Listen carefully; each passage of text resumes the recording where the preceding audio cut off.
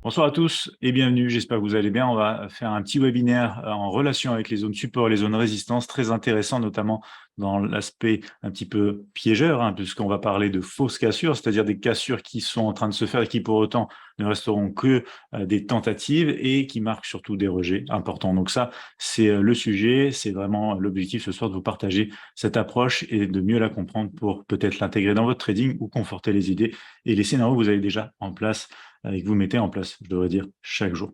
Je vais partager l'écran et on va démarrer tout de suite. Voilà, donc l'écran est partagé. Bien sûr, un bonsoir à tout le monde. Annie aussi qui nous disait bonsoir du coup, bienvenue à toi. Le S&P, j'aimerais bien voir ton analyse, s'il te plaît, merci à toi, nous dit Bastien. On va regarder ça si tu veux à la fin de séance, rappelle-le-moi. Jean-Luc aussi qui nous disait bonsoir, Rudy également, Christelle, bonsoir à tout le monde. Un grand plaisir de vous retrouver du coup dans ce webinaire très intéressant puisque c'est du support, c'est des résistances, des choses qu'on voit au quotidien qui sont très importantes et c'est l'aspect un petit peu justement respect ou non de la zone qui va définir pas mal de scénarios, pas mal d'opportunités de trading aussi à faire et à prendre. Donc, je vous disais, on va voir les zones support résistance, comment trader notamment une fausse cassure, c'est l'objectif de ce webinaire. Bien sûr, un webinaire qui ne serait pas possible sans Admirals, ici, broker à travers du coup plusieurs régulations tout autour de la planète, des spreads compétitifs, l'euro-dollar 6 pips, 0,6 pips, je devrais dire, le DAX 40, 0,8 points, et plusieurs plateformes MT4, MT5 et l'édition suprême et même Stéréo Trader également. Donc ça, c'est l'édition suprême. Ici, vous avez l'application téléphone aussi depuis un bon moment et vous avez des services tels que les cartes de crédit ou encore le copy trading qui sont désormais disponibles chez Admirals. Alors, au programme de ce soir, on va voir ici déjà certaines définitions par rapport à ce trading de fausses cassures. Qu'est-ce que ça va impliquer? Ça va impliquer d'avoir identifié sur les marchés une zone, une structure. Ces zones de structure sont selon où on se trouve en termes de niveau de prix fonction de ces zones, soit des supports, soit des résistances. En fait, du moment que la zone se trouve sous le prix actuel, c'est une zone support. Du moment que le niveau se trouve au-dessus du prix actuel, c'est bien sûr une résistance. Donc ces niveaux sont des niveaux de zone support-résistance qui ont été très intéressants dans le passé, qui seront intéressants à l'avenir. Alors, comme tout dans le trading, il n'y a pas de 100% du coup de taux de réussite ou de 100% de scénarios qui fonctionnent, etc. Ça veut dire quoi? Ça veut dire que des fois, ces zones support, ces zones résistance seront parfaitement tout simplement respectées. Des fois, ces zones seront directement cassées. Et parfois aussi, bien sûr, il y aura une cassure mais une fausse cassure puisqu'on reviendra réintégrer directement le niveau en question. Donc, c'est l'objet de ce soir. Voilà pour déjà une petite partie définition. Selon qu'on soit un trader qui aime selon le style de trading, je devrais dire, et comment on voit les marchés, soit cela veut en fait représenter une menace ou une opportunité pour prendre un trade justement. Disons que typiquement, si vous êtes un trader de breakout, ces fausses cassures seront une menace pour vous, c'est-à-dire que ce sera plutôt un risque en fin de compte et vous n'allez pas aimer ces fausses cassures puisque ce que vous voulez en tant que trader de breakout, c'est vraiment prendre la cassure et bénéficier du mouvement qui s'éloigne de plus en plus de la zone cassée. Si vous êtes un trader qui souhaite, par exemple, trader et exploiter le trading de range, les fausses cassures, du coup, représentent de très belles opportunités pour vous à ce moment-là. Donc ça, c'est important de bien comprendre ça aussi. Donc on va voir comment les trader et on va voir bien sûr quelques exemples directement sur des graphes et la plateforme ensuite. Donc méthode de trading, ici, quand on parle de zone de structure, en fin de compte, on peut simplifier les choses. Il n'y a qu'un scénario de cassure possible ou de rebond.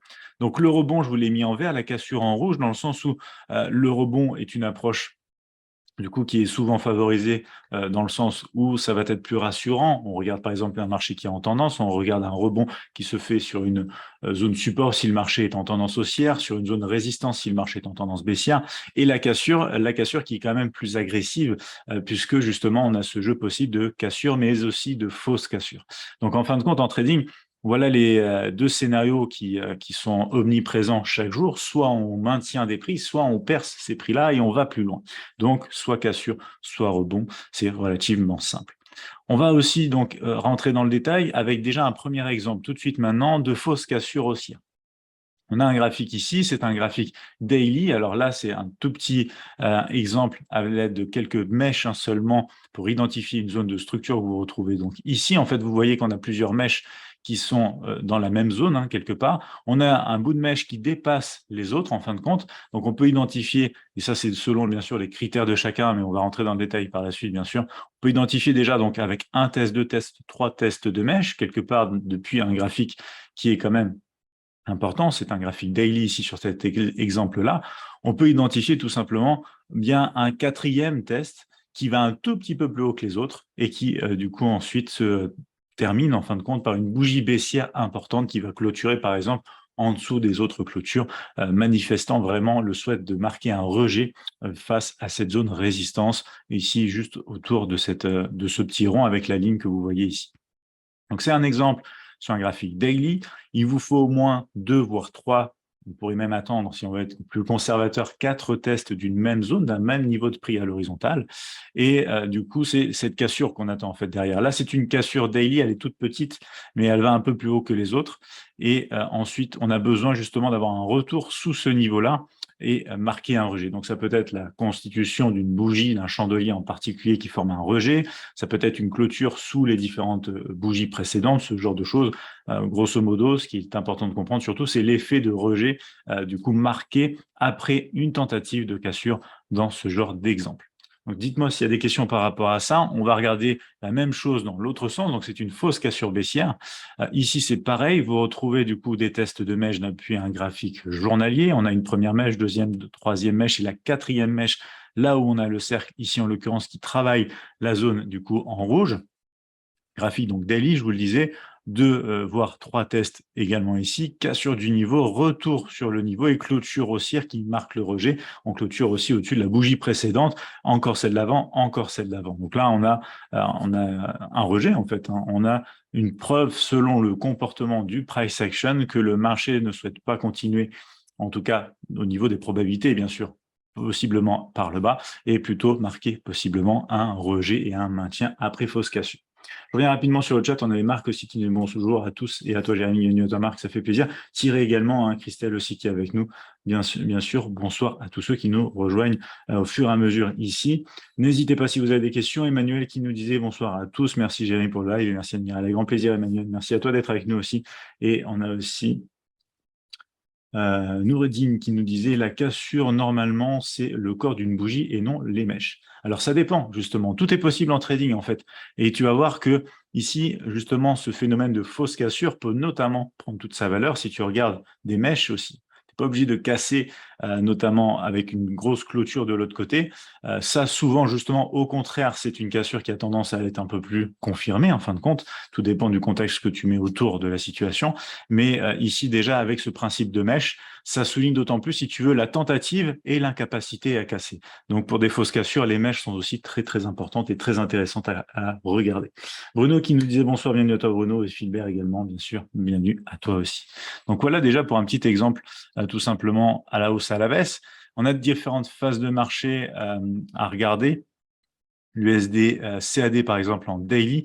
Donc là, on a ce petit exemple, c'est celui qu'on a repris tout à l'heure, mais on va voir que juste après, pareil, sur le creux précédent, on a un test et ça réagit pour rebondir. Donc on a des tentatives comme ça à chaque fois du marché, soit pour ensuite percer, bien sûr, soit pour ensuite rebondir. C'est là où, comme dans tout en trading, on voit que c'est un jeu de probabilité, hein. C'est pas, j'aime pas dire le mot jeu, mais c'est voilà, le principe de mettre des probabilités en place. Les probabilités pour que ça casse, les probabilités pour que ça se maintienne et que ça marque le rejet. C'est là où on retrouve du coup l'avantage à prendre le trade dans tel sens ou dans tel sens, mais on va en reparler aussi là-dessus. Du coup, une autre partie sur l'euro JPY, par exemple, en daily. Là, on retrouve par exemple une mèche qui se trouve être testée une fois, deux fois, et une mèche plus importante encore qui marque un rejet. Donc le fait en fait aussi, hein, c'est important d'attendre plusieurs tests, c'est essentiel, minimum 2 forcément, mais à partir de là, on a une zone qui commence à se mettre en place et cette réaction du comportement du prix face à cette zone, c'est ce qui va déterminer un setup ou pas en fait à prendre selon la méthode. Là, ce ne sont que des graphiques importants pour des swing traders en daily, mais ce comportement, puisque les marchés, on dit que le marché en fait est fractal, ça veut dire que vous retrouvez le comportement à travers toutes les unités de temps, que ce soit donc de la théorie d'eau, que ce soit de la manipulation de marché, des mèches qui bondissent au-dessus, en dessous. On retrouve souvent aussi ce genre de choses, hein, bien sûr, quand on est sur du trading de news, donc on a des grosses publications, ça mèche au-dessus, ça mèche en dessous, et ensuite ça commence à retrouver un petit peu une tendance possiblement. Donc c'est ce jeu-là aussi de chercher à marquer des fausses cassures de niveau pour déclencher des ordres aussi, piéger le marché et aussi prendre des profits quelque part. Donc là, un exemple de rejet aussi, toujours sur du daily, cette fois avec l'euro JPY, donc troisième test ici qui se fait. Quatrième test, la mèche monte beaucoup plus haut, redescend, on a une bougie baissière ici qui revient. Alors elle, celle-ci ne clôture pas forcément sous les bougies précédentes. Par contre, on a une taille de mèche qui est relativement importante vis-à-vis donc de la taille de ce corps en bougie rejet pour marquer ici une fausse cassure de la zone résistance. On maintient, on décide de rejeter la résistance pour mieux continuer de partir par le bas. Donc ça, c'était un exemple pour ce rejet depuis le sommet en fin de compte. Et depuis le test en bas, c'est pareil, on a 1, 2, 3, en fait, on a 3 mèches déjà. Et ensuite, on a une petite clôture. Du coup, en fait, c'est carrément une open qui se fait un petit peu plus bas et on remonte, on marque un rejet de la zone ici aussi pour mieux rebondir un petit peu derrière. Donc, quand on parle aussi donc, de trader les fausses cassures, on peut regarder encore d'autres graphiques. On passera sur la plateforme dans un instant. Je vais vous montrer des choses assez intéressantes puisqu'il y a aussi des petites astuces pour mettre ce genre de trading en place de votre côté et pour pouvoir bénéficier aussi possiblement de scénarios plus sympathiques que de regarder les marchés aller dans n'importe quel sens et essayer de prendre des trades sans mettre en contexte votre trading. L'écran est trouble chez moi. Alors regarde Béatrice, si tu as un souci de connexion, dites-moi si pour tout le monde l'écran est bien net. Normalement, il n'y a pas de souci là-dessus. Les retours que j'ai eus tout à l'heure étaient bons, niveau son et image. Donc voilà, un autre exemple ici, on a un creux qui se forme, on revient former un autre creux avec un test, deux tests, troisième test ici. Donc au final, avec le précédent, ça fait même 4 rebonds du coup qui se font pour l'instant sur la zone des 1,10 en l'occurrence ici sur le dollar et ça rebondit en l'occurrence pour aller un petit peu plus haut. Ouais, tout est bon pour Philippe, hein, parfait. Donc regarde Béatrice de ton côté, ça doit être un souci peut-être de connexion. Non, c'est bon, ça doit être du coup de son côté du Bastien. Parfait, merci pour les retours. J'ai des arrêts sur image, nous disait Michel. Voilà. Vous inquiétez pas, en tout cas, il y aura le replay en ligne, hein, si jamais vous avez des petits soucis de connexion. Mais ici, on va continuer et je suis là aussi pour répondre à vos questions. Donc, s'il y a des questions par rapport à ce que je vous montre ici, n'hésitez pas. L'aude USD en daily, par exemple, aussi ici, avec un premier test, un deuxième test, le troisième test, aucune clôture sous le niveau, que des tests de mèche et une bougie qui va clôturer au-dessus des bougies précédentes, marquer aussi ici une proportion de la taille du corps de cette bougie, assez intéressante et qu'on pourrait comparer avec la taille de la mèche, par exemple, pour regarder s'il y a vraiment un rejet avec cette mèche. La mèche, ici, se traduit vraiment par la tentative, mais l'incapacité à confirmer la cassure, justement. Donc, c'est là où on voit plutôt le phénomène de fausse cassure associé à ce comportement, et notamment sur les mèches. Donc voilà ici pour un exemple qui avait donné par exemple une très très belle tendance haussière. On va regarder encore quelques graphiques, le GBP/USD en daily, là on retrouve aussi une mèche. Alors là c'est une méthode et une version déjà beaucoup plus agressive puisqu'on attend qu'un deuxième test. Après, ça c'est selon la méthode de chacun, l'agressivité qu'on souhaite avoir sur les marchés. Là on a quand même une mèche rejet très très importante et à partir de là, ça peut être un argument pour se permettre de prendre ce genre d'opportunité. Ça dépend puisque moi typiquement ce que je verrai ici c'est le souci d'avoir le besoin, en fait, d'avoir, oui, cette nécessité d'avoir un stop quand même bien protégé qui serait malheureusement ici relativement large. En fait, plus votre bougie rejet est très large et plus votre zone structure derrière laquelle, par exemple, vous pouvez mettre un stop loss, eh bien, se situe relativement loin. Donc, c'est souvent le souci, par exemple, sur graphique temps, mais ça dépend de la formation des bougies. Dans les exemples que je vous ai montrés précédents, ça restait sur des tailles, du coup, de stop possibles assez convenables, tout simplement. Encore ici, alors on va partir sur une astuce ici pour trader ce genre de choses, mais dans un contexte de tendance. Donc, pour ceux d'entre vous qui aimez les indicateurs techniques, la moyenne mobile est extrêmement répandue. Ici, vous avez un exemple, par exemple, avec des moyennes mobiles, notamment la moyenne mobile rouge, ici, qui marque en fin de compte le test du sommet précédent. D'ailleurs, la mèche qui n'a pas été très loin de la moyenne mobile également. Donc, en fait, on avait juste ici un test, deux tests, le troisième test qui se fait au niveau donc, du cercle et le rejet pour mieux continuer dans le principe même du coup de cette tendance. Donc, est-ce que ce concept est clair pour tout le monde? Est-ce que vous avez aussi vu à travers ces exemples vraiment ce qui ressort le plus, c'est-à-dire le comportement des mèches autour des zones support et résistance? Est-ce que c'est quelque chose que vous aviez déjà du coup vu et que vous interprétez peut-être déjà dans votre trading? N'hésitez pas à me faire des retours, que ce soit dans le chat live, que ce soit en commentaire par la suite, quand le replay sortira en ligne, n'hésitez pas.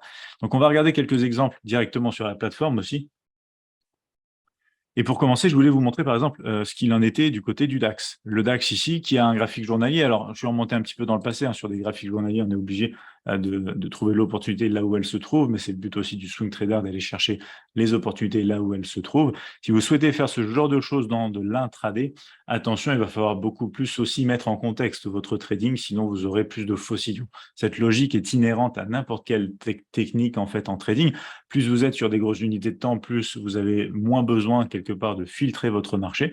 Plus vous descendez sur des petites unités de temps, plus pour ma part, je trouve qu'il est important du coup d'associer des filtres supplémentaires, de la mise en contexte en fait supplémentaire pour quand même garder des taux de réussite convenables. C'est OK pour moi, nous Philippe, parfait.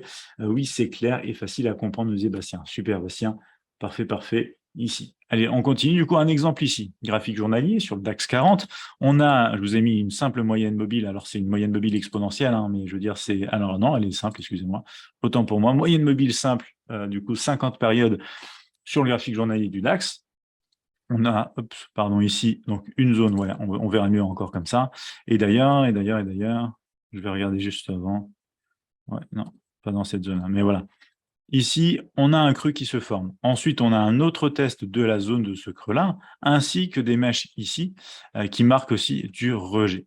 Donc là, on commence à avoir quelque chose d'intéressant en termes de un contact, vraiment de deux contacts. Et là, on rentre un peu plus. Je voulais vous montrer des scénarios aussi où justement on a ce phénomène de clôture. Mais si on a un contexte plus général qui nous invite à garder un biais directionnel favorable, eh bien, même ces clôtures peuvent représenter déjà de 1 des opportunités et de 2 du coup, le contexte général, justement, peut nous permettre de rester la plupart du temps quand même du bon côté du marché. Là, je vous dis ça pourquoi? Parce que ici, on a une belle clôture baissière. On casse d'ailleurs ces creux-là. On pourrait se dire que le marché va bientôt partir sous la moyenne mobile et commencer peut-être à anticiper de la baisse.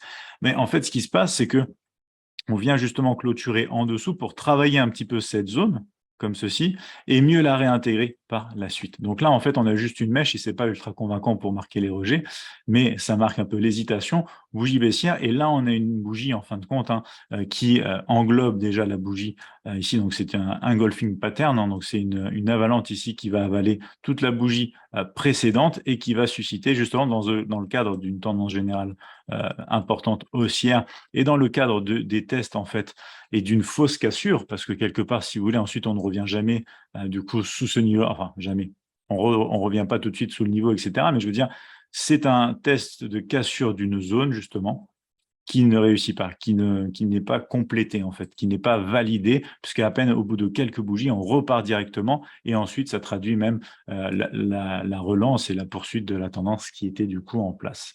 Est-ce que vous voyez ce que je veux dire par rapport à cet exemple? C'est très très important. Du coup, je regarde s'il y a des questions. Non, j'en vois pas. Donc parfait, on peut continuer. Donc voilà ici un cas très concret en fait, et pas aussi magnifique et simple que je vous ai montré jusqu'à présent, puisqu'on regardait beaucoup de mèches. Mais là, c'est important aussi de comprendre que même ces fausses cassures peuvent parfois intervenir malgré justement des confirmations de cassures avec des clôtures de l'autre côté de la zone. Pascal, tu disais du coup, Zoom a fait planter mon PC bizarre. Ah, bah alors t'inquiète pas, il y a le replay qui sera en ligne, mais oui, plutôt bizarre. Peut-être que tu avais d'autres applications qui tournaient aussi.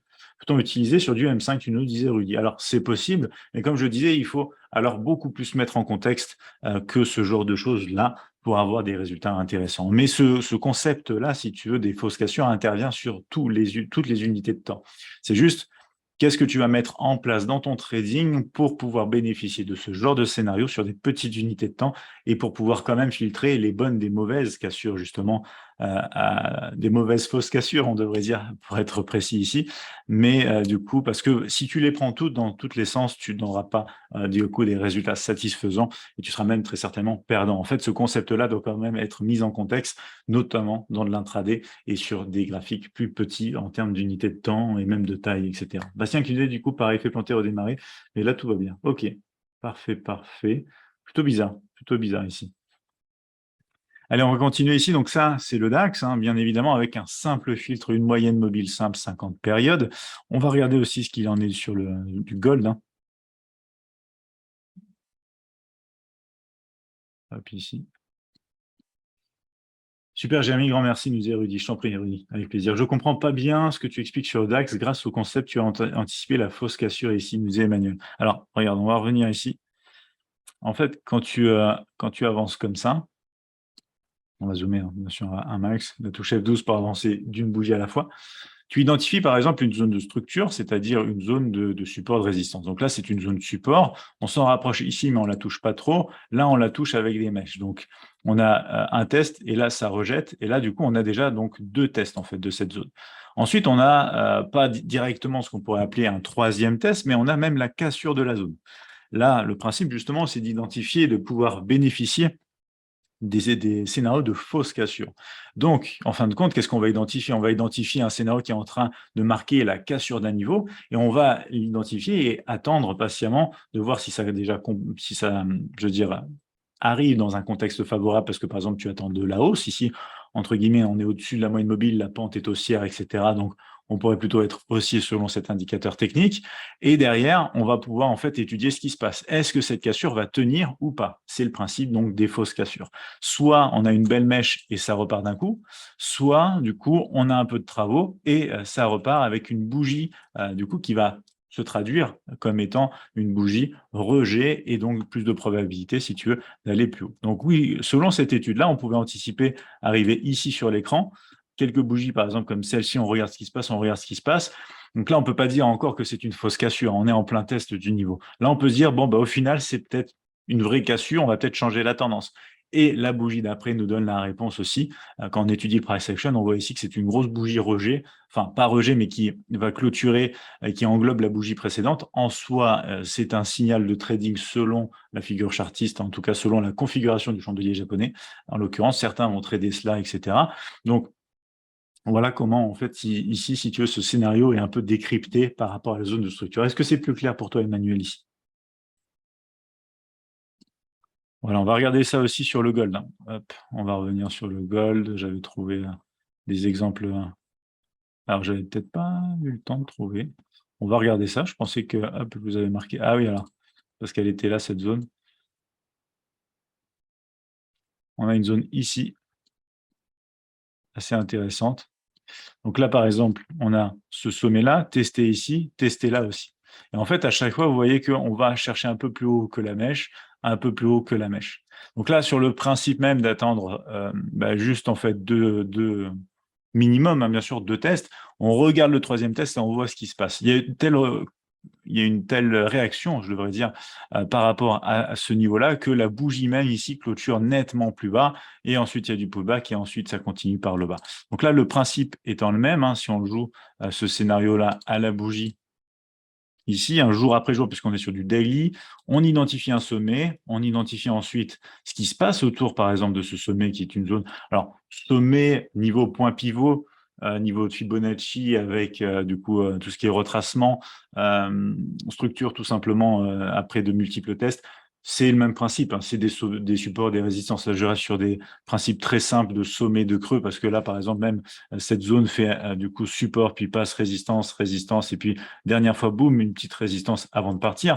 Mais voilà, ce concept-là est totalement associé à l'ensemble des outils et des manières et des sortes de niveaux de support et de résistance que vous pouvez identifier dans votre trading et sur vos graphiques. Emmanuel qui nous disait, d'accord, jamais je comprends mieux. Peux-tu prendre un exemple avec des signaux de bonne cassure? Alors, les cassures, on pourra aller voir si tu veux, et notamment, je t'invite à regarder aussi à ce moment-là le webinaire sur les lignes de tendance, puisque je vous rappelais dans les lignes de tendance, le trading justement rebond et un peu cassure. Là, le but de ce webinaire, c'est vraiment le principe des fausses cassures. Parce que en vraie cassure, typiquement, il te faut une zone de structure. Donc, si on peut regarder ça de ce côté-là, hein, tu as un creux, tu casses, tu retestes et tu pars. Bon, ça, c'est du break aussi, Mais là, vraiment, l'idée, si tu veux, dans ce webinaire, c'est de rester directement sur les fausses cassures. Pour tout ce qui est cassure, tu as aussi le webinaire sur les lignes de tendance et on peut en reparler aussi dans les lives du matin. Pascal qui me disait, du coup, tu détectes, mais tu attends quoi pour rentrer ou si tu as déjà été engagé. Alors, ça, je vous partage ici le concept même donc, des fausses cassures, comment les appréhender de la manière la plus simple possible. J'ai des manières de faire ce genre de choses dans ma méthode et dans mon trading. Donc après, c'est avec des outils différents. Vous savez que je suis sur des graphiques du coup qui ne sont pas en temps, qui sont en mouvement. Et du coup, à partir de là, c'est une approche aussi d'autant plus simplifiée et des prix d'entrée qui sont plus intéressants que d'attendre ce genre de rejet avec des grosses bougies, hein. Moi, en général, je peux rentrer plus tôt parce que je suis pas fonction du temps, je suis fonction du mouvement. Je pourrais pas te répondre entièrement, Pascal, par rapport à ça, par rapport à mon propre trading. Mais là, l'idée, c'est de se dire, voilà, soit je bénéficie d'une formation de chandelier japonais, soit d'un complément d'indication qui me permet de prendre selon telle stratégie, selon ce scénario-là, un signal de vente, etc. Là, on est plutôt sur de la baisse puisqu'on est sous la moyenne mobile, la pente est baissière et on a de la structure qui est testée une fois, deux fois. La troisième fois, gros rejet. Donc après, ça peut même donner un biais directionnel et pour les traders de pullback, attendre des retracements, bref, tout ce qui est possible bien sûr de faire aussi en trading. Donc je voulais vous montrer aussi différentes natures de marché, hein. On a vu le DAX, indice boursier allemand. Là, on est sur une matière première, le gold. C'est inhérent à tout simplement toute sorte de marché, puisque c'est du comportement de marché, hein. Des tests de zone support, des tests de résistance, ça tient pas, ça casse franchement, ou ça fait une fausse cassure. C'est un petit peu tous les scénarios qui vous attendent.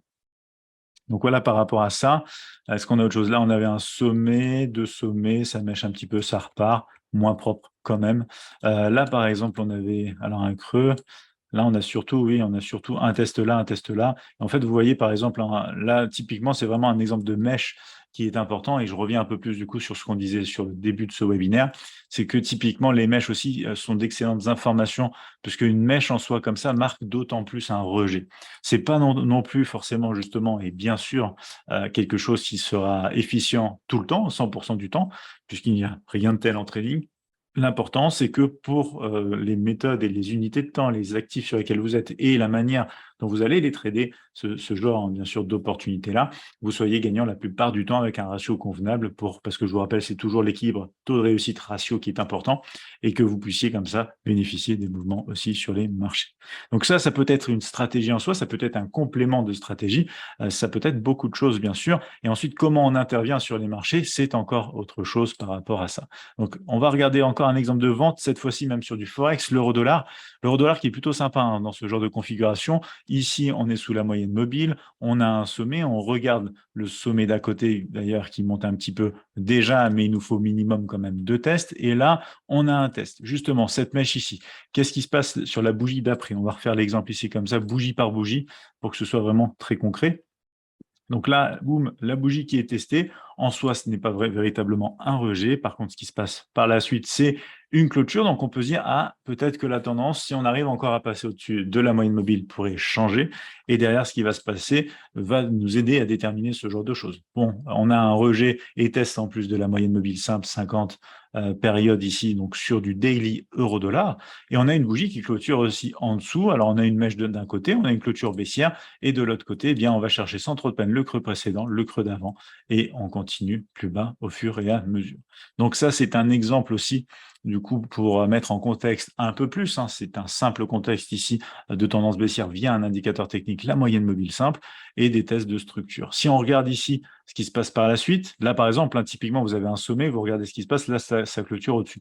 Bon, on clôture plusieurs fois au-dessus, ce n'est plus un scénario à regarder, entre guillemets. Là, on a du coup un petit sommet, ça casse aussi, ça réintègre, mais il nous faut quand même deux tests. Le troisième test n'est pas au-delà du sommet, forcément ici. Donc ça, vous voyez, c'est des critères ensuite. Est-ce que je tiens compte d'un sommet qui a cassé parce que quelque part, j'ai quand même ma zone ici, vous voyez, en résistance, et ça maintient et ça rejette. Ça, c'est là où vous devez mettre des règles précises dans votre trading pour vous décider par rapport à ça. Si typiquement ce genre de scénario est valable ou pas, selon cette approche et ce que vous souhaitez en faire. Ou si vous attendez plutôt ce genre de choses. Un sommet par ici, un par là, un dernier test ici qui va légèrement au-dessus des autres et qui marque un rejet également. Donc ensuite, pareil, hein, vous pouvez filtrer également en vous disant est-ce que le potentiel de cette opportunité-là est suffisamment intéressant par rapport à la taille du stop. C'est beaucoup de choses. Là, c'est vraiment la base d'une idée de stratégie quelque part et d'une compréhension des fausses cassures sur les marchés. mais on est loin d'avoir un système de trading complet qui, du coup, permettrait, par exemple, de faire un backtest précis et d'aller plus loin si ce backtest-là fonctionne et nous donne de bonnes raisons de penser que le système est viable dans le temps. Ce que j'aime beaucoup dans ce genre de choses, c'est que on réagit fonction des décisions des acteurs de marché. C'est du price action directement associé à des zones support et des résistances. Le mieux étant de pouvoir identifier systématiquement ces zones. Si vous identifiez de manière discrétionnaire, je trouve que le souci sera derrière d'avoir justement des décisions et des scénarios qui seront pris, des fois qui pourraient être en mode un petit peu « je regrette d'avoir pris ce trade-là parce qu'au final, je n'ai pas bien identifié la zone résistance ou la zone support », alors que le systématique nous conduit à nous poser beaucoup moins de questions et à suivre juste le plan pour en tirer du coup tout son avantage. Si on regarde encore par la suite, on a un sommet ici, encore un test là. Qu'est-ce qui se passe? Plusieurs bougies derrière. Eh bien, on a une clôture, on revient tester la moyenne mobile. Ici, on hésite, mais on a quand même une mèche qui rejette, et puis là, on a une bougie baissière, par exemple, qui décide aussi de nous ramener sous la zone. Donc ça, c'est aussi intéressant de savoir du coup ce qui se passe entre du coup, par exemple ici en l'occurrence la moyenne mobile et la zone, parce qu'on pourrait très bien ranger dans la zone avant de breaker et changer la tendance. Là, en l'occurrence, on rejette et on décide de partir par le bas. Donc voilà, sur ce genre de scénario déjà sur le Forex avec l'euro-dollar. Dites-moi si c'est clair pour tout le monde et du coup, si vous aimez ce genre de scénario peut-être. L'USD-JPY, je voulais vous montrer un exemple ici à l'achat aussi. On a un creux établi. On regarde ce qui se passe par la suite. On a un test ici, on a un autre test là et vous voyez que ça décolle pas en fait tout de suite. On va se trouver dans une situation où la zone va être travaillée plusieurs fois. Donc, on va bel et bien avoir un test ici. Là, on a quand même une mèche dans la zone. On a un test ici qui dure avec 1, 2, 3, 4 bougies et seulement la 5e bougie qui marque un petit peu un intérêt. Là, on avait des mèches rejet, c'est une chose, mais là, on a un intérêt parce qu'on a une bougie qui a une clôture et un corps plus important que les 3 dernières bougies, en fin de compte, et qui se trouvait dans le contexte haussier de la moyenne mobile sur lequel on était en fin de compte. C'est super, j'apprends plein de choses, me disait Bruno. Ça fait super plaisir. Merci Bruno pour ton retour. Voilà, Bastien qui me disait oui, c'est clair, parfait. Donc voilà, super. Ici, content que ce contenu vous plaise. Et du coup, là, on trouve du rebond, ça rebondit et ça continue d'autant mieux à la hausse. Ici, vous voyez que ce n'est pas le genre non plus d'opportunité que vous aurez tout le temps sur les marchés. Là, typiquement, je vous montre pourquoi, parce que là, par exemple, on a une zone et là, on a une clôture. Et on ne revient pas sur la zone à part ici. Et cette zone qui était ici support passe résistance, marque le rejet et ensuite doit être cassée. Donc là, tu voulais, je ne sais plus qui dans le chat voulait un exemple de vraie cassure. Là, par exemple, on a une cassure directe parce que on casse de plusieurs bougies. On ne revient pas sur la zone. D'ailleurs, on a failli changer la tendance, mais ce n'est qu'un retest ici côté externe de résistance pour tester le creux support qui est incapable de casser, le marché remonte et finit par casser par l'eau pour reprendre sa tendance initialement haussière ici. Donc là, c'est un autre exemple. Là, pour le coup, vous voyez, typiquement, c'est pas une fausse cassure. C'est une vraie cassure retestée d'ailleurs qui aurait permis à certains de shorter un petit peu le marché direction le creux précédent. Donc là, on a un exemple de vraie cassure et pour autant, on revient tester en résistance. On n'arrive pas à passer le support. On revient casser en fait la résistance pour relancer mieux la tendance. Donc c'est un petit peu un reset ici. On essaye de partir par le bas, on n'y arrive pas. On repart plus fort par le haut. Et c'est très récent ici sur l'USD-JPY, sur le comportement ici du marché. Le Bitcoin, et oui, ça arrive aussi sur le marché crypto-monnaie, pour vous dire à quel point c'est présent partout, puisque tout simplement, qui se trouve derrière ces mouvements-là, c'est des êtres humains, c'est des acteurs de marché, c'est des algorithmes de trading et des robots conçus quand même par l'être humain, donc le comportement se retrouve ici aussi. Et cette nécessité, quelque part, si vous voulez, d'avoir un gagnant pour un perdant en trading se retrouve à travers ce phénomène donc de fausse cassure. Voilà, Marie qui me disait, c'est très clair, je comprends mieux, parfait. Impeccable, je traite quasiment qu'avec support résistance pour Christelle. Parfait, parfait, c'est très bien. Françoise qui me dit, oui, très bien expliqué, parfait. Merci beaucoup Françoise pour ton retour aussi. Donc ici, Bitcoin, je vais vous montrer un setup un peu plus agressif, un scénario plus agressif, juste un petit sommet, juste un test, et puis une bougie rejet assez sympathique. On a une belle clôture baissière, on a une taille de mèche intéressante, et on est sous la moyenne mobile. Donc, vous savez que les marchés crypto sont plus agressifs aussi, un peu plus piégeurs. Là, l'agressivité qui se retrouve dans ce setup-là, par exemple, de baisse, du coup, pour aller chercher ne serait-ce que le creux précédent et même continuer quelque part. Donc là, pareil, en termes de break, on a un creux ici, un creux par là, là on casse et on a plusieurs bougies de baisse. Ça, c'est une cassure. Ce n'est plus une fausse cassure, c'est clairement pour moi, catégorisé dans les cassures.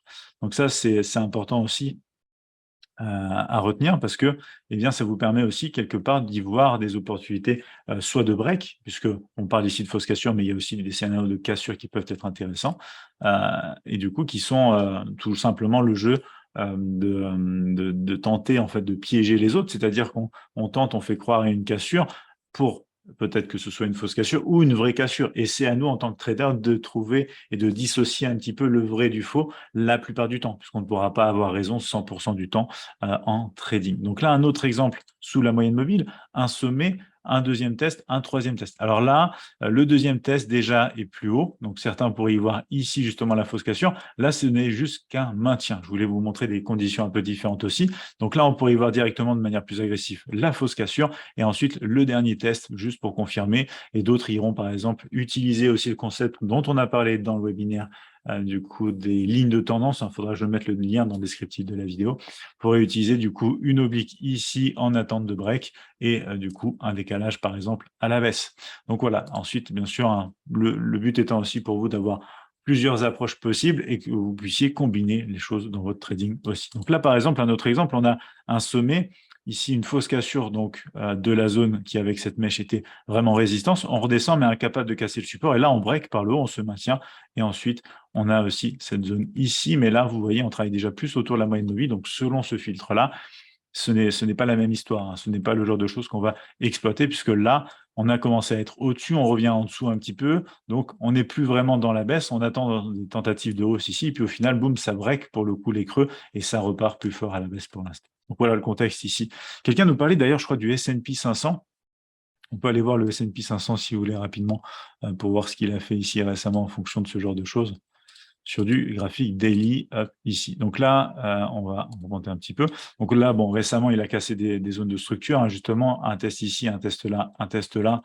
Mais vous voyez qu'on ne va pas plus bas, donc c'est pas une fausse cassure, c'est juste un maintien support. Et ensuite, cassure, donc là, break pour le coup d'une zone support, on repart sous la moyenne mobile pour l'instant. Bon, après, vous connaissez mon point de vue à l'heure actuelle avec les live matinales Admirals qu'on fait tous les matins. Je vous montre à chaque fois du daily sur l'ensemble des marchés les plus importants. Et du coup, le S&P en fait partie. Et clairement, on est sur de la cassure de certains niveaux en train de revenir de plus en plus sur la zone de range ici précédent, etc. Donc voilà, par rapport à ça, sur quelle unité de temps cette méthode est la plus efficace, nous disait Hubert. Alors pour les traders débutants, c'est sûr que c'est plus simple hein, à identifier sans trop de mise en contexte, directement sur des graphiques daily journaliers. Par contre, ça implique bien sûr des tailles de stop plus importants, et c'est une approche de swing trader. Donc après, si tu veux, cette approche-là, pour moi, va fonctionner sur toutes les unités de temps, comme je disais tout à l'heure, justement. Il faut juste mettre de plus en plus en contexte, donc filtrer de plus en plus, aller sniper, si tu veux, de plus en plus quand tu descends sur les unités de temps. Donc, typiquement, je prends un extrême. Hein, si tu vas sur du graphique M1 et que tu traites simplement ça comme ça, tu risques d'être du coup dans des situations compliquées parce que tu n'auras pas une idée du contexte général dans lequel tu te trouves pour tirer un maximum avantage et mettre un maximum de probabilité de ton côté. Merci pour le S&P, nous disait Bastien. Voilà, c'était toi du coup, Bastien, je t'en prie. Michel qui nous dit c'est clair sur le daily, tu as des exemples sur le M5. Alors, on peut aller chercher des exemples sur le M5. Tiens, on va retourner sur l'euro-dollar, pourquoi pas. Exemple M5, hein, ça va se trouver ici aussi. Alors là, par exemple, un exemple qui n'aurait pas donné, justement, il faut être conscient que du coup, ça ne fonctionne pas 100% du temps. On a un sommet. Alors, ici, deux tests, oui, si on est agressif, deux tests auraient suffi ici pour la baisse, mais par exemple, le troisième test ici avec de la baisse, il faut voir si dans ces configurations de prix de chandelier que vous avez ici, ou selon l'indicateur qui vous permet de rentrer en position, vous auriez eu un setup ou pas. Mais sinon, ici, ce qu'on a, c'est que du coup, de la baisse. Ici, du coup, ce niveau-là ne va pas au-dessus de la mèche, par exemple. On va regarder si on trouve des choses en 5 minutes sur de l'euro-dollar ici. Alors, idéalement en séance. Du coup, idéalement en séance. Là, quasiment, on aurait pu avoir quelque chose, mais pas suffisant. Alors là, on a un exemple. Mais vous voyez, hein, c'est le souci pour moi sur le graphique temps, c'est que cette bougie-là est énorme, en fait. Hein. Prendre un trade pour un stop de 50 pips sur du 5 minutes, c'est pas ce qui m'intéresse, en fait. Donc là, on pourrait avoir un exemple, un creux, un test rejet et ensuite un autre test rejet dans la zone, en fait. Donc pour avoir minimum quand même, vous savez, 2 tests et regarder le troisième. Là, on a un exemple au-dessus de la moyenne mobile, un creux qui est travaillé ici, on a un creux là. Alors on pourrait dire qu'on a un creux ici aussi, mais il ne correspond à aucun autre test, alors que ce test-là ici correspond à cette mèche-là. Et ensuite, vous voyez qu'on travaille, on tente de casser, ça se maintient un peu, ça redescend un petit peu, mais sans plus, on a une mèche. Et puis là, on a une bougie plus importante qui, du coup, marque la hausse. Donc après, voilà, faut chercher. C'est le genre aussi de scénario qui, même sur des petites unités de temps, n'arrive pas toutes les 2 minutes, hein. C'est pas une méthode, si tu veux, sur laquelle tu vas prendre des trades toutes les 2 secondes. C'est une méthode qui te nécessite de la patience et d'identifier des zones de structure et d'attendre patiemment que ces zones de structure soient travaillées pour ensuite, par exemple ici, où tu vois mais par exemple là, tu as un sommet, mais compter ici comme sommet, bon, pas vraiment. Tu as un sommet et c'est agressif puisqu'ici ça casse et ça repart à la baisse. Donc ça dépend aussi, bien sûr, l'agacité du trader. Il y en a qui vont entendre que 2 tests, il y en a qui vont préférer, jouer le troisième test qui est plus quand même conservateur et cetera. Et puis là, tu vois, forcément, sur du 5G, tu passes beaucoup plus au-dessus, en dessous de la moyenne mobile. Il y a plus de bruit sur les marchés, plus vous descendez sur les petites unités de temps. Donc c'est pour ça que pour les débutants, c'est plutôt pratique de voir ça, directement sur des unités de temps supérieures, en fait. Là, tu as un sommet, il est cassé aussi, mais c'est à peine le deuxième test. Donc, tu vois ce que ça donne ici sur le 5 minutes. Après, hein, tu as les indices boursiers. Si tu veux, on peut aller voir le DAX en 5 minutes, voir ce que ça peut donner aussi en fonction de cette moyenne mobile. Donc là, bah, tu travailles limite la zone, hein, clairement, puisque tu es en plein sur la moyenne mobile.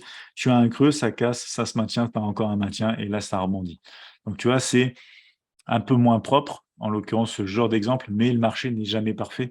Du coup, surtout sur ce genre de graphique en temps, puisque fonction du temps, je trouve que c'est pas là où on retrouve beaucoup, de manière intéressante, vraiment un bon comportement du prix. Mais, du coup, voilà, hein, vraiment ce qu'il y a ici, sur ces fameuses zones de test, tu vois que c'est pas tout le temps que ça apparaît. Là, tu as un sommet, là, tu as un petit sommet et là, tu as un test aussi. Donc tu vas un petit peu au-dessus, mais par exemple, ça donne pas, tu vois? Tu as une belle bougie baissière, mais c'est pas pour autant que tous les scénarios, fonctionnent dans cette méthode-là et dans cette approche-là.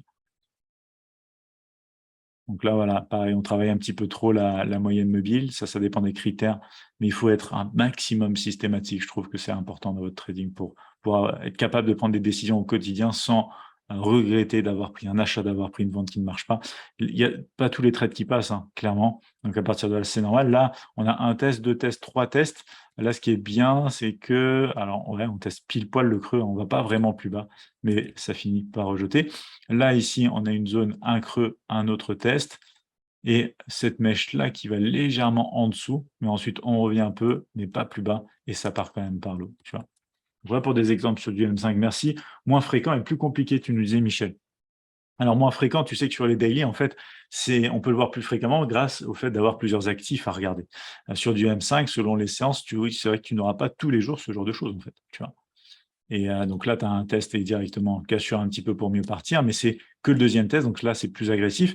Là, celui-là, celui-ci est un peu limite par rapport à la moyenne mobile, mais ça, c'est juste une idée comme ça de partager, hein, pour vous donner un filtre ultra simple de tendance, parce que là, pour le coup, ben, on casse un creux et on casse un tout petit peu le creux d'avant et ensuite on a un rejet.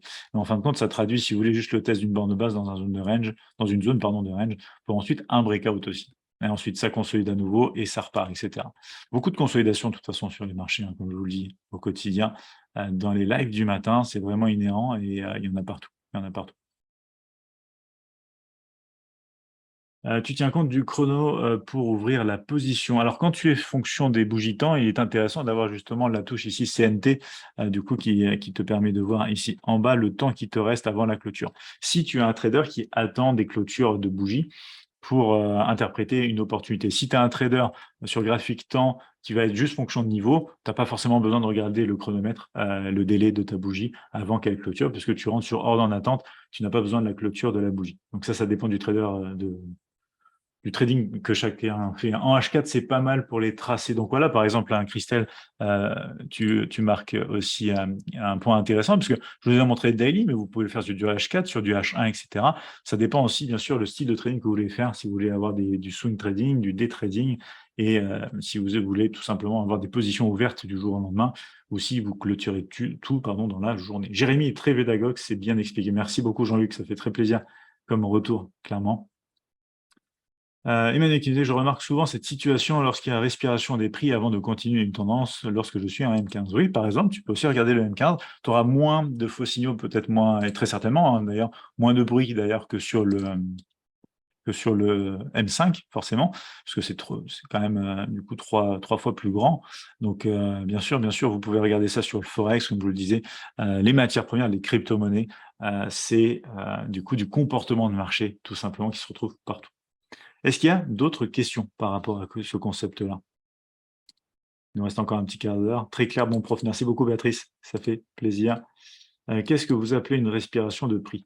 Alors une respiration de prix, c'est par exemple ce que tu as ici, hein, si on prend, l'exemple qu'on a sous les yeux, une impulsion, une respiration, c'est-à-dire un retracement. Tu retraces sur le mouvement d'impulsion, précédent, tu retraces un petit peu. C'est pour ça que on parle aussi de retracement de Fibonacci. Ici, tu identifies un sommet et un creux et tu as zones de retracement, suite à l'impulsion baissière.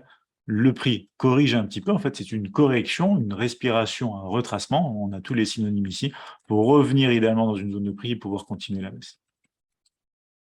Est-ce que c'est clair du coup pour toi ici, Myriam, l'histoire des respirations de prix? Bastien qui nous dit, il y en a une sur, l'Ethereum, une fausse cassure à la dernière bougie actuelle.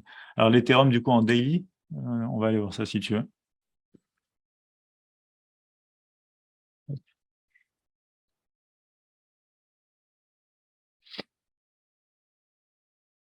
Alors, ça dépend de l'unité de temps que tu regardes, puisque là, en fait, ce qui se passe, c'est que, par exemple, tu es en train de tester, et de mècher par rapport au sommet ici, à cette zone précédente en résistance, hein. Cette zone-là, tu mèches un peu pour tenter de repartir plus vers le bas. À l'heure actuelle, si tu veux, on a déjà cassé un creux, on casse encore un creux. Pour l'instant, on a des sommets aussi de plus en plus bas.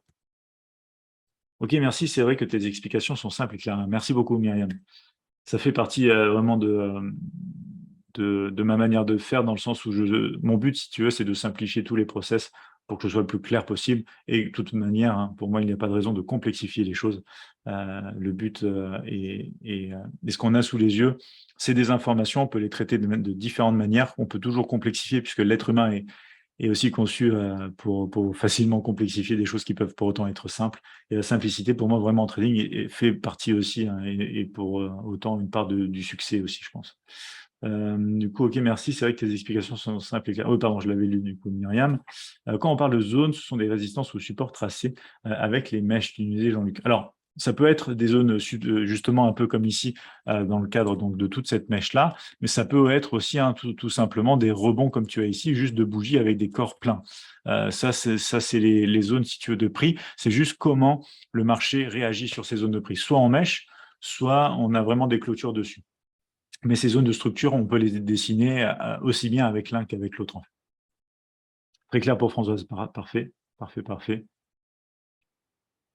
Et voilà Emmanuel qui disait: «Du coup, cette approche peut être pratique pour trader les ranges». Oui, par exemple, par exemple.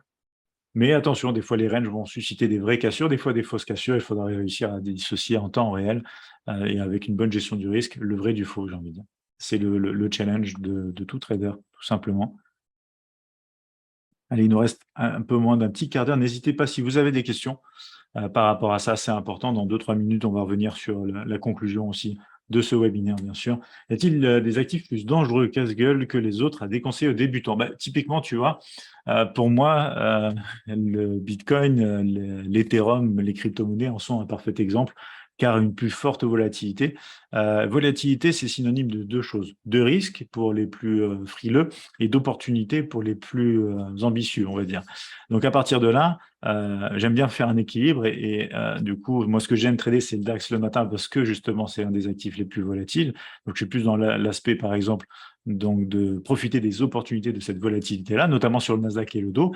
Mais en contrepartie, c'est vrai que les crypto-monnaies sont encore plus volatiles et suscite d'autant plus de scénarios, particuliers et ça réagit d'autant plus à certains news qui peuvent tomber, du coup, sans qu'on s'y attende sur les réseaux sociaux et cetera. Donc ça suscite plus de pièges, en fait. Donc pour moi, typiquement, les débutants et j'entends souvent et ça, c'est un phénomène aussi associé aux médias et à ce qu'on peut voir sur internet. Je suis un trader débutant, je suis sur les cryptos.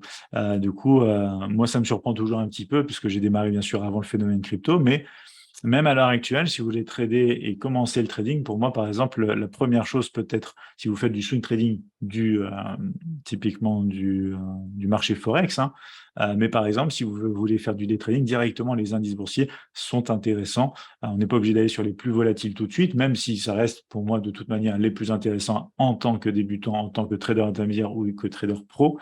C'est vraiment quelque chose qui correspond, je trouve, à tout le monde pour pouvoir bénéficier d'opportunités au quotidien intéressantes. Pascal qui nous disait, tu peux aller sur l'US 30 ou Dow Jones 30 et expliquer comment interpréter les 31 140 environ. Alors rapidement, on va regarder ça si tu veux. On va aller sur le Dow Jones 30. Hop. Tu nous disais comment interpréter du coup les 31 140 points. Attends, on en est où déjà? On va mettre ça en place. On est autour des 160. Alors, si tu veux, on est en train de réintégrer le range précédent, en fait, hein. On est en train de réintégrer ici le range précédent qui était établi un petit peu entre les 31 500, comme je disais le matin, et ici les 30 400. Je ne sais plus le niveau exact que j'avais déterminé, il faudra que je regarde ça demain. Mais du coup, on est en train de réintégrer le niveau. Donc, si tu veux, les 140, du coup, c'est un seuil juste en dessous des 150 qui marque la continuation de la réintégration dans le range journalier précédent. Je poursuis l'euro USD en H4. Du coup, on est dans le sujet. Alors, attends, l'euro USD en H4, on l'a ici. En H4. Tac. Alors, je vois ce que tu veux dire avec la mèche ici, en l'occurrence. Après, ici, ce qui se passe, c'est que tu as véritablement qu'un seul creux par là. Si tu regardes un peu plus loin, tu as une mèche ici. Mais si tu veux, là, tu as déjà créé un creux plus bas que les creux précédents, en fait. Donc là, pour moi, le creux de référence est celui-ci. Ça ne fait que 2 tests, en fait. Le mieux serait le 3e test, si on a ce genre de choses, tu vois. Mais on n'y est pas encore, en fait. Parce que là, ce serait très agressif de se dire, boum, rebond, par exemple. Un chat sur les 99-10, ultra agressif, c'est de la contre-tendance déjà de 1. Un scénario hein, est une des seules conditions dans lesquelles je ne vais pas trader en plus. Je vais trader la tendance, les ranges, les breakouts, etc. Mais je ne vais jamais trader la contre-tendance. C'est pour moi, si vous voulez, une des approches les plus dangereuses de 1. Et de 2, il y a tellement à faire dans les autres aspects, dans les autres phases de marché, que pour moi, on n'est même pas obligé d'aller souhaiter de trader la contre-tendance. Et beaucoup de traders débutants, parfois, se trouvent être en contre-tendance sans le savoir ou souhaitent faire de la contre-tendance parce qu'ils y voient de nombreuses opportunités. C'est pas parce que, du coup, vous avez beaucoup d'opportunités que vous êtes forcément un trader gagnant. Le but est d'avoir des opportunités qui soient profitables et qui soient intéressantes. Ça se joue pas pour moi en termes de quantité, ça se joue en termes de qualité aussi. Yves qui nous disait, les deux largement verticales ont-elles une fonction technique ou purement décorative? Alors les bandes verticales ici. Ah, tu parles de ici, c'est très utile pour ceux qui souhaitent mettre des ordres en attente. Donc typiquement ici, si tu veux, par exemple, tu vois, acheter, tu as un stop d'achat possible, tu cliques une fois, 2 fois, tu détermines bien sûr avant, hein, ce que tu souhaites risquer en fonction du niveau de prix, etc. Mais par exemple, tu vois ici, hop, hop, hop. Là, si je clique encore, je peux mettre un ordre en attente, un stop d'achat sur le 99,11 par exemple. Tu vois ce que je veux dire? Donc ça peut te servir à acheter sur la colonne bleue, au-dessus du prix ou en dessous du prix, puisque tu as les limites d'achat qui sont possibles et la bande rouge pour vendre. Mais là, on sort un petit peu du sujet d'aujourd'hui. Ça, je peux te le expliquer en live et te montrer des choses, bien sûr, dès demain matin, 8h30, 10h, dans la matinale à Mirage. Emmanuel qui nous disait, Jérémy, le trading n'est vraiment pas facile. Je comprends et je peux dire que je sais déjà comment trader convenablement, mais la rentabilité n'est pas encore conséquente. J'ai souvent peur que le marché se retourne brutalement. Alors, clairement, le trading n'est pas facile, mais si on met les choses en place, on peut faciliter son trading, si tu veux, au quotidien. C'est surtout ce que je voulais dire tout à l'heure. Après, du coup, ta dernière phrase me parle beaucoup. J'ai souvent peur que le marché se retourne brutalement. Est-ce que tu as réalisé un backtest de ta stratégie? Si c'est le cas, tu dois avoir plus de confiance et ne pas penser justement au fait que le marché peut se retourner brutalement. Donc, je dis très souvent, tout peut arriver entre un stop et un TP. Le but étant de respecter un choix systématique qu'on fait au quotidien qui, sur le long terme, offre de la rentabilité justement et des gains espérés. Julien qui me disait merci, je t'en prie Julien, d'accord, nous disait Yves. Junior qui dit bonsoir au leader, Junior Montero, trader débutant, comment trader les indices synthétiques? C'est pas le sujet hein, de ce webinaire, je t'invite à ce qu'on en reparle et on ne traîne pas les indices synthétiques ici chez Admirals par exemple. Un gros pouce bleu pour Jérémy, Admiral Markets, je vais bien réécouter en replay. Merci beaucoup Jean-Luc, ça fait plaisir. Je crois que j'ai lu tout le monde du coup. Je remonte un petit peu. Pascal, juste tu me disais, tu peux aller ça, hop, sur 20h33. Alors, les 31 140, hein, voilà ce que j'en pensais. J'espère que ça t'a aidé du coup. Certains traitent des fausses cassures, tu en penses quoi? Bah, justement, hein, c'est ce qu'on disait, c'est très intéressant. Moi-même, j'ai dans ma méthode ce genre d'approche aussi qui est inclus. Oui, les cryptos, du coup, pas évident quand on commence clairement, Françoise, clairement. Voilà, merci Anne-Main pour Philippe, ça marche. Je t'en prie avec plaisir. Bonsoir à tous, s'il vous plaît, rappelez-moi le raccourci à utiliser pour avoir le décompte du temps. C'est la touche ici, en fait, CNT sur le mini terminal dans l'édition suprême. C'est un expert advisor que tu peux avoir directement depuis le site. Pourrais-tu checker le pétrole, please? Alors, dernière petite analyse ici. On va regarder le Brent. Le Brent en daily ici. Du coup, qui a cassé par l'eau pour mieux aller en fait retester. Et là, tu vois, c'est un creux qu'on va aller tester. On pourra aller voir aussi le test. Donc, deuxième test réalisé, voire troisième test réalisé. Mais ici, pour l'instant, on est sous la moyenne mobile 50. Donc, voilà, ça, c'est selon comment on souhaite étudier le marché. Vous savez que je fais ces analyses sans indicateur technique tous les jours avec vous le matin. Donc là, hein, clairement, ce qui se passe, c'est que du coup, on a cassé par le haut, on a cassé par le bas et on va chercher du coup des tests zone support. Donc, si ça se maintient, si ça casse, ce sera déterminant ce qui va se passer autour du coup des 93,50 vraiment sur le Brent à l'heure actuelle. Alors, attendez, ouais, je suis en H4, je me disais, parce que le Brent, justement, on le regarde ensemble, hein, et c'est la zone de range dont on avait parlé ensemble, je me rappelle ici, c'est les 103 et les 94. Donc ça, c'est toujours d'actualité, tu vois, avec un test borne de base. Donc le range journalier qui est toujours présent ici. Quelqu'un qui nous dit, thanks, je t'en prie, hein. Manuel qui nous dit, oui, j'ai backtesté ma technique. Mon souci, c'est que je coupe souvent mes profits avant les TP et que je me suis défini et après, le prix, pardon, touche mon TP. Alors, si tu as un backtest, du coup, tu l'as fait de manière systématique, parce que quand on fait un backtest, il y a plein d'erreurs possibles. Donc, il faut faire bien, bien attention à comment tu le fais. Mais du coup, et confiance dans ton backtest. Ne va pas chercher des profits trop tôt car tu vas biaiser ton système et tu vas avoir des ratios plus petits. Ça va être moins rentable en fait pour toi de trader ça. Tu as la sensation à l'instant T d'aller chercher plus vite des gains, mais en fait, il faut rentabiliser le risque que tu as pris aussi et laisser faire jusqu'au TP. Michel qui nous dit merci pour tes exemples et à regarder en replay pour bien comprendre ton analyse et la détection de fausses cassures. Avec grand plaisir, Michel, je t'en prie. Du coup, le pétrole pise en H4, merci. Alors en H4, bah, en fait, du coup, hein, Guillaume, tu as tout simplement le détail ici de la zone de range. Hein. Travailler avec des mèches, justement des cassures et des réintégrations. Donc là, on est sur un test de zone. Le creux, il est exactement là. Donc, avoir le troisième test ici aussi. Mais tu vois, sinon, la zone support est bel et bien présente, borne de base de zone de range. Et là, tu as déjà 1, 2, 3, 4 tests. Du coup, le quatrième en train de se faire, bien sûr. Donc voilà, ici Guillaume qui nous dit thanks, je t'en prie, je t'en prie, je t'en prie. Voilà, on va s'arrêter là-dessus. Alors, je vais juste revenir ici pour conclure rapidement. Unité de temps daily, c'est la plupart des éléments dont je vous ai parlé. Plus simple à lire, tout simplement pour les traders débutants. 2 à 4 touchés sur zone pour du coup bien faire les choses aussi. Attendre le rejet et puis tout simplement à tester de votre côté aussi, voir si c'est quelque chose que vous voulez implémenter. Donc ici, je vous remets bien sûr du coup, le petit disclaimer hein, quand vous souhaitez partir sur des graphiques, tester les choses ici. N'oubliez pas de relire ce genre de choses, vous l'aurez aussi en replay. Et puis, si vous souhaitez hein, tout simplement en apprendre un petit peu plus ou si vous avez des questions vis-à-vis d'Admiral, vous pouvez nous retrouver sur tous ces réseaux, les réseaux sociaux ici, le lien du site admiralmarkets.com/fr, etc. Donc voilà pour ce webinaire. J'espère que ça vous a plu. Très bon webinaire, comme d'habitude pour Freddy. Merci beaucoup, Freddy. Tu as une excellente pédagogie, pourtant le sujet n'est pas évident à exposer. Merci beaucoup. Ça fait très, très plaisir comme retour, Freddy, vraiment. Emmanuel qui nous disait merci pour tout, Jérémy, avec grand plaisir, Emmanuel. Grâce à tes explications, je me rends compte que je suis trop agressif. Merci. Top, Marie. Top. Très, très important, l'agressivité à travailler pour les traders. Ça fait partie de l'être humain aussi, donc c'est important de le travailler. Je ne trouve pas le trading difficile, il faut juste respecter sa stratégie. Oui, c'est vrai aussi, Christelle, c'est vrai aussi, très très important. C'est pour ça que j'ai fait en sorte que, par exemple, moi, ma méthode soit vraiment systématique, comme ça je peux d'autant mieux la respecter, et avec un backtest qui me permet d'avoir confiance, etc. quoi. Bonne soirée et un grand merci, nous disait Françoise. Très très bonne soirée, merci à toi aussi. Il y a un qui disait top, merci. Alors, je t'en prie avec grand plaisir, Myriam et Jean-Laurent. Laurent qui nous disait merci, Jérémy, avec grand plaisir. Très content que ce sujet vous ait plu et que du coup, bien, on ait pu passer un petit peu de temps ensemble. Le replay sera disponible bien sûr sur la chaîne YouTube. Tiffen qui nous disait merci, je t'en prie, Tiffen.